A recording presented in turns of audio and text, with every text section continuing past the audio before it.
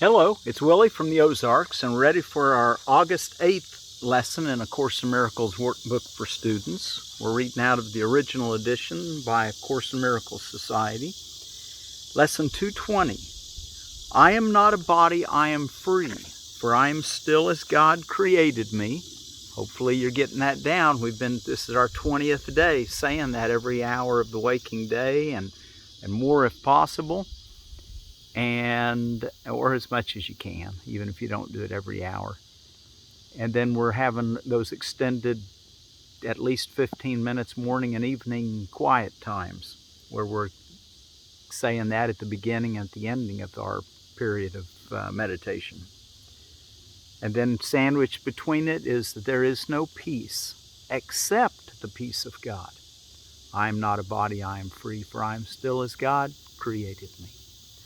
In the write-up on There Is No Peace Except the Peace of God for today, let me not wander from the way of peace, for I am lost on other roads than this. But let me follow him who leads me home, and peace is certain as the love of God. Wow. Okay. So let's go ahead and once again, for our last review, we're reviewing Lesson 200, There Is No Peace Except the Peace of God.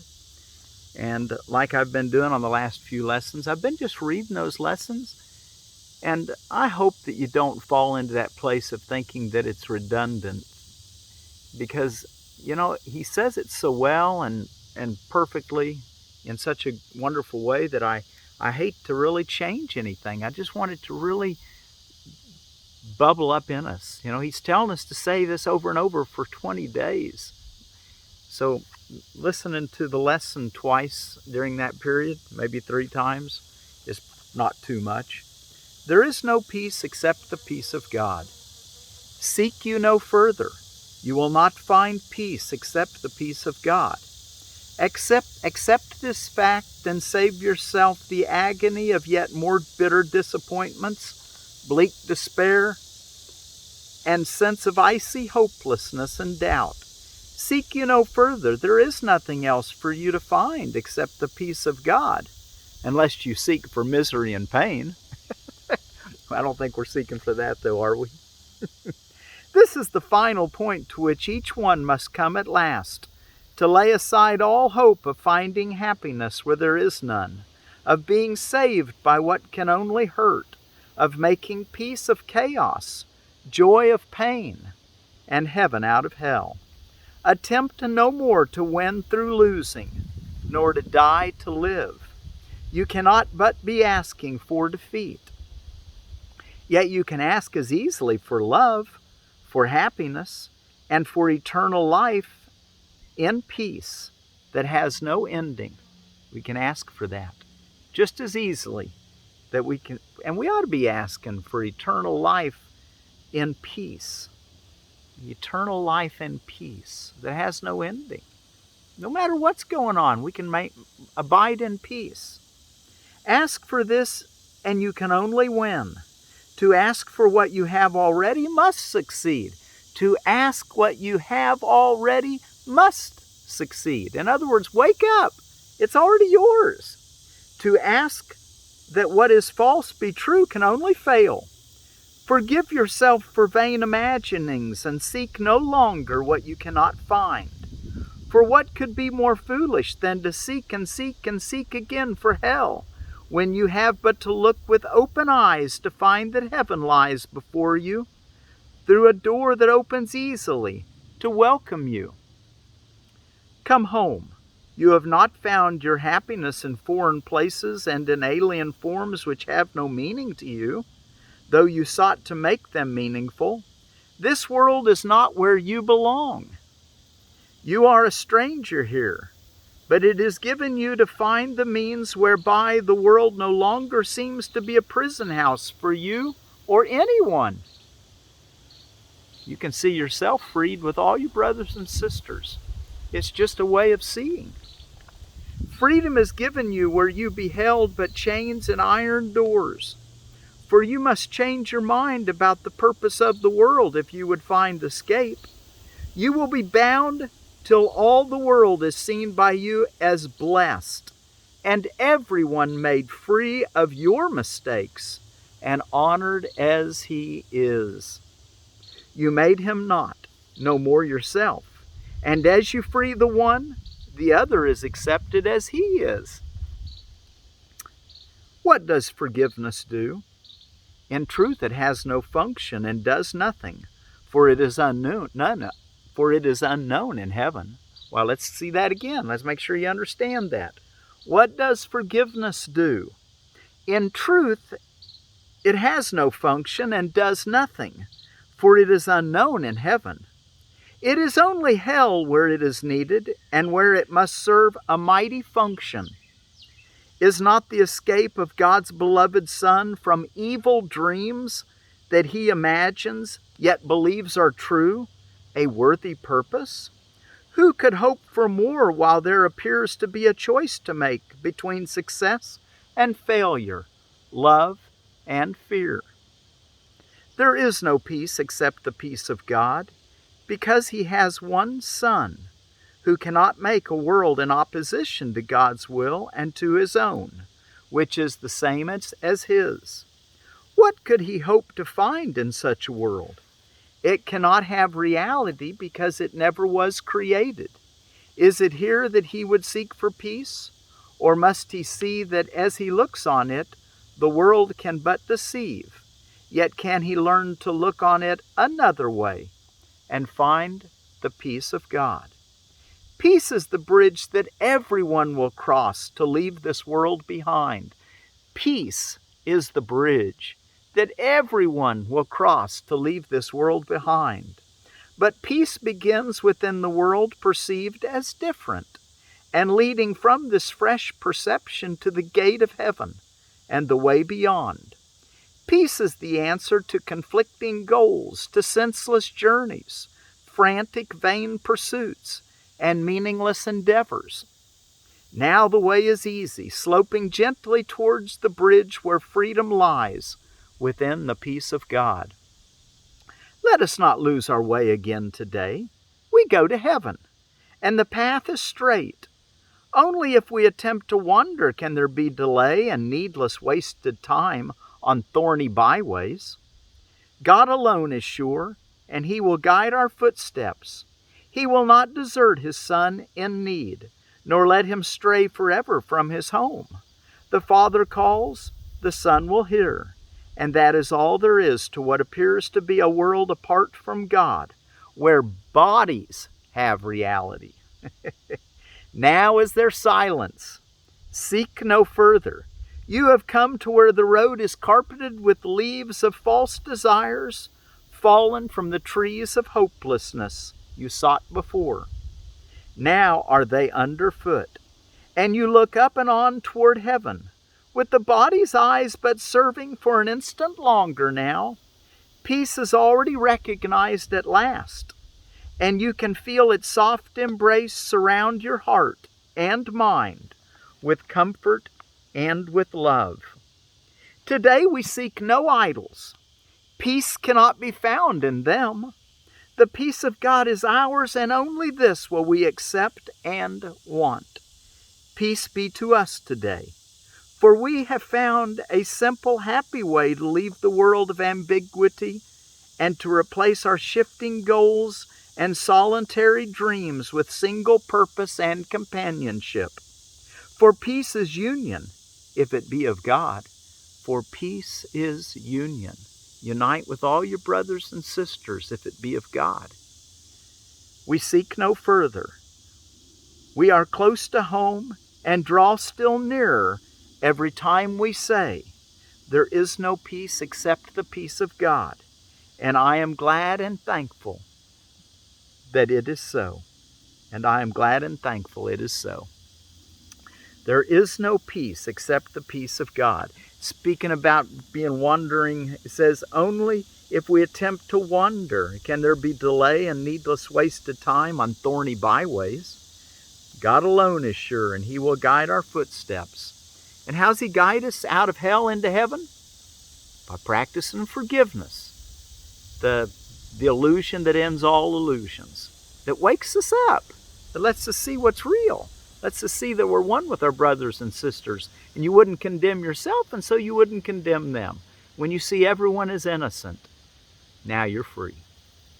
This has been a really wonderful review section, and I hope you're getting as much out of it as I am. I brought our attention to the thorny byways because I'm sitting in front of a thorny quince. It's actually called a Mall's quince, I think. I'm not exactly sure, but there's some pretty stout little thorns on there. There's a little branch of it. It's an evergreen, a deciduous evergreen. Extremely tart, edible fruit. The fruits are edible, but they're extremely tart. It's better if you're wanting for fruit to raise a cultivar that's been developed for the fruit. But they are apparently edible. I haven't actually had any. They say it's best to make jams out of it, to cook it and add some sweetener to it. It's used as hedges. See how thick it is? That's all it right behind me. Really thick, and makes a nice hedge. Kind of an unkept hedge. I suppose you could trim it too. It's in folk medicine. It was used. All the quinces were oftentimes used, or many of the quinces. I don't know about all of them, for digestive disorders. So there's some medicinal qualities to it also. All right, very, very thick growing hedge. All right, let's go back. We're reading in chapter 3. Where did I do with my glasses? Oh, here they are. I probably ought to put them on. It'd be a little easier for me to see. Conflict and the ego. The soul knows love. The soul knows, loves, and creates. These are its unequivocal functions. The abilities man now possesses are only shadows of his real strengths. All of his functions are equivocal and open to question or doubt. This is because he is not certain how he will use them. He is therefore incapable of knowledge, being uncertain. He is also incapable of knowledge because he can perceive lovelessly. He cannot create surely, because his perception devices and illusions are not pure. Perception did not exist until the separation had introduced degrees, aspects, and intervals. The soul has no levels, and all conflict arises from the concept of levels. Wow, the soul has no levels, and all conflict arises from the concept of levels. Wars arise where some regard others as if they were on a different level. All interpersonal conflicts arise from this fallacy. Only the levels of the Trinity are capable of unity. The levels which man created by the separation cannot but conflict. This is because they are essentially meaningless to each other. 39. Freud realized this perfectly, and that is why he conceived the different levels in his view of the psyche as forever irreconcilable. They were conflict-prone by definition, because they wanted different things and obeyed different principles. In our picture of the psyche, there is an unconscious level which properly consists only of the miracle ability, and which should be under my direction. There is also a conscious level, which perceives or is aware of impulses from both the unconscious and the superconscious. Consciousness is thus the level of perception, but not of knowledge. Again, to perceive is not to know. 40. Consciousness was the first split that man introduced into himself. He became a perceiver rather than a creator in the true sense. Consciousness is correctly identified as the domain of the ego. The ego is a man-made attempt to perceive himself as he wished to be rather than as he is. This is an example of the created-creator confusion we have spoken of before. Yet man can only know himself as he is, because that is all he can be sure of. Everything else is open to question. We want to know ourselves and be sure. And of course, knowing yourself means you know everyone because you're one with everything. The ego is the questioning compartment in the post-separation psyche which man created for himself. It is capable of asking valid questions, but not of perceiving valid answers, because these are cognitive and cannot be perceived. The endless speculation about the meaning of mind has led to considerable confusion, because the mind is confused. Only one-mindedness is without confusion. Only one-mindedness is without confusion. A separated or divided mind must be confused. It is uncertain by definition. It has to be in conflict because it is out of accord with itself. 42. Interpersonal conflict arises from the same basis as interpersonal conflict. One part of the psyche perceives another part as on a different level and does not understand it. This makes the parts strangers to each other, without recognition. This is the essence of the fear-prone condition in which attack is always possible. Man has every reason to feel afraid as he perceives himself. This is why he cannot escape from fear until he knows that he did not and could not create himself. He can never make his misperceptions valid. His creation is beyond his own error, and that is why he must eventually choose to heal the separation. 43. And I tell the paragraph we're on for two reasons. One, if you want to follow along, which I encourage, but you might be blind and can't. And you might be busy driving and want to listen. So there's no requirement to read along. But in case you're reading along and you hear something you want to go back and look at again later, or something that maybe you're listening along, and want to go back and listen to later, I kind of try to at least give you the paragraphs as I'm reading the text. So we're ready for 43. Right-mindedness is not to be confused with the knowing mind, because it is applicable only to right perception. You can be right-minded or wrong-minded, and even this is subject to degrees, a fact which clearly demonstrates a lack of association with knowledge. The term right-mindedness is properly used as the correction for wrong-mindedness and applies to the state of mind which induces accurate perception. It is miraculous because it heals misperception, and this is indeed a miracle in view of how man perceives himself. So right perception is miraculous perception or miracle-mindedness, which leads to knowledge. 44. Perception always involves some misuse of will, because it involves the mind in areas of uncertainty. The mind is very active because it has willpower. When it willed the separation, it willed to perceive. Until then, it willed only to know. Afterwards, it willed ambiguously, and the only way out of ambiguity is clear perception. The mind returns to its proper function only when it wills to know. This places it in the soul's service, where perception is meaningless. The superconscious is the level of the mind which wills this. The mind chose to divide itself when it willed to create both its own levels and the ability to perceive. But it could not entirely separate itself from the soul, because it is from the soul that it derives its whole power to create. Even in miscreation, Will is affirming its source, or it would merely cease to be.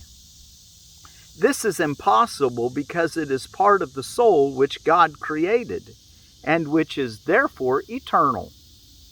46. The ability to perceive made the body possible because you must perceive something with something. This is why perception involves an exchange or translation which knowledge does not need.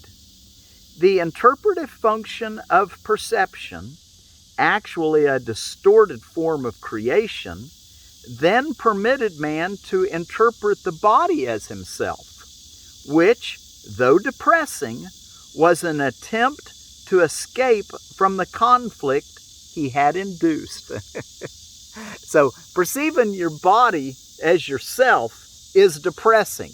But he said it was an attempt to escape from the conflict he had induced. The superconscious, which knows, could not be reconciled with this loss of power because it is incapable of darkness. So the superconscious in yourself is incapable of darkness. This is why it became almost inaccessible to the mind and entirely inaccessible to the body, the superconscious mind. 47.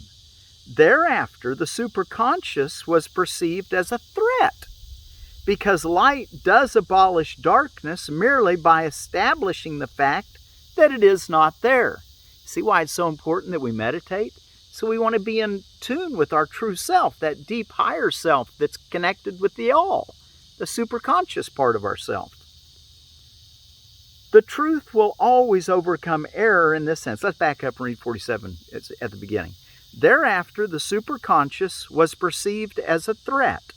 This is to the ego. It was perceived as a threat. Because light does abolish darkness merely by establishing the fact that it is not there. The truth will always overcome error in this sense. This is not an active process of destruction at all. We've already emphasized that knowledge does not do anything.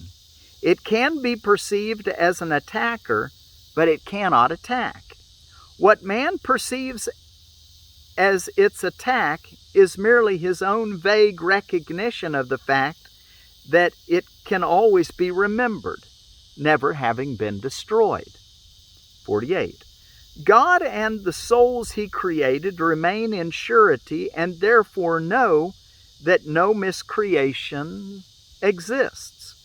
Truth cannot deal with unwilling error because it does not will to be blocked out. I was a man, this is Jesus speaking, remember. I was a man who remembered the soul and its knowledge. And as a man, I did not attempt to counteract error with knowledge so much as to correct error from the bottom up. I demonstrated both the powerlessness of the body and the power of the mind.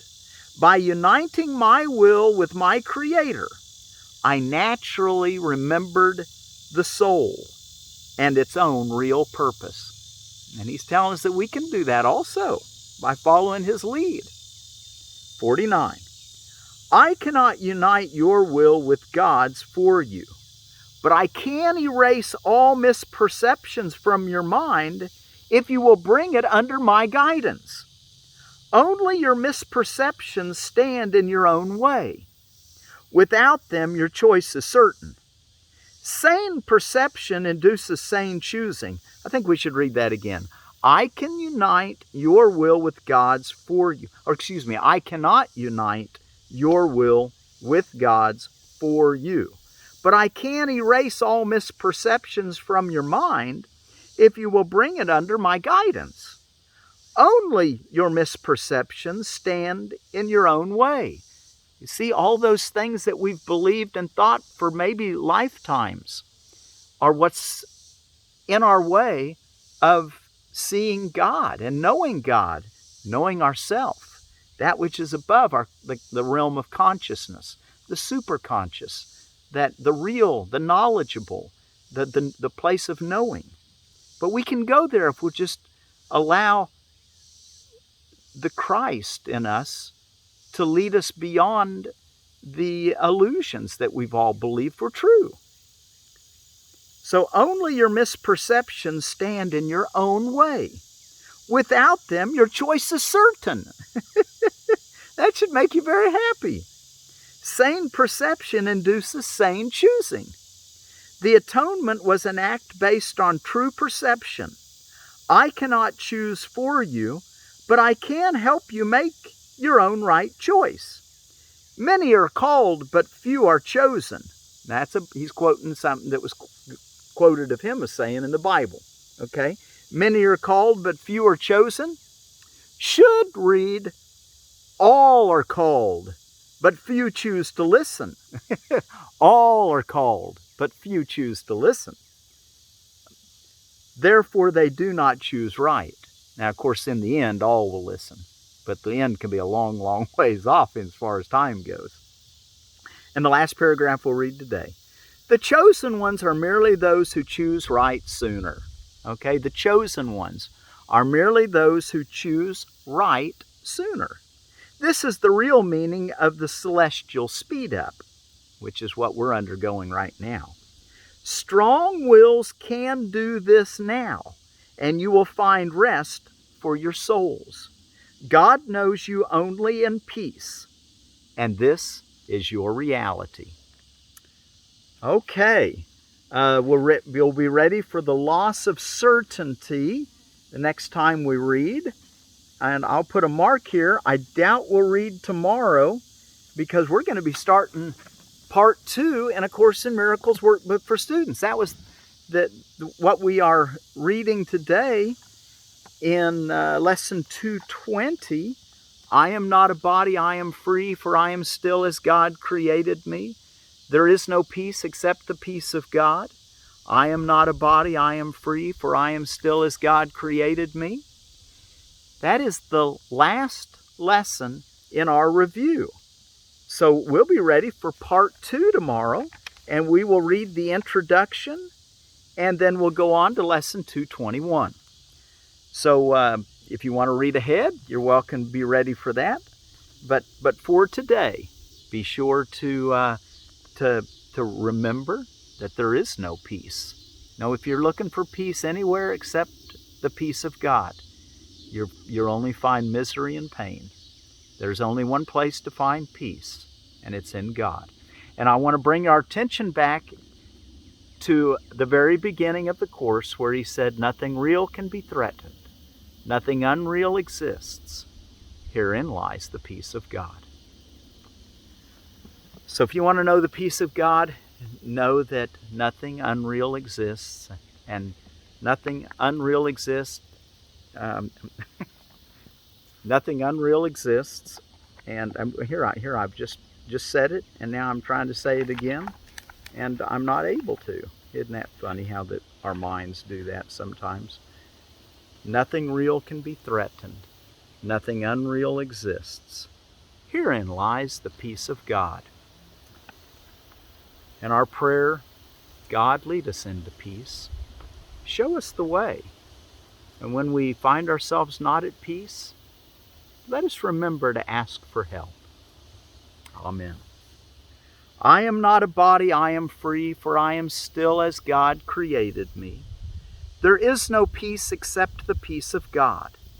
Let me not wander from the way of peace, for I am lost on other roads than this. But let me follow him who leads me home. And peace is certain as the love of God. There is no peace except the peace of God. I am not a body, I am free, for I am still as God created me. And thank you all so much for taking this journey with me. You can pat yourself on the shoulders for making yourself all the way through Part 1. There is no peace except the peace of God.